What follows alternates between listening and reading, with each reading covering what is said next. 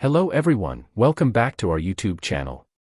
In this video, I'm excited to share how to make a script for search-based video. So, let's get started.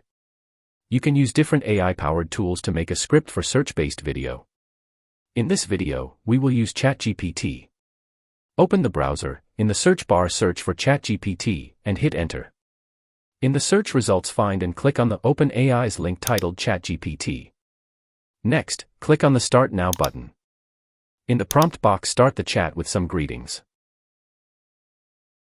Next, type the prompt that you want some titles for videos and mention that you wish to titles for search-based videos. It will give you a list of search-based video titles. Choose a title and type the next prompt. Tell ChatGPT that you choose a title and want a script for a video according to that title and press enter. It will start to write the script for you. You can customize your script as you want. For example, I want to make my video 2 minutes long.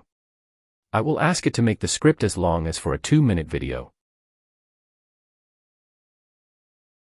Now I want my script in steps format. I will tell ChatGPT that I wish to my script in steps. Then it will write my script in steps format.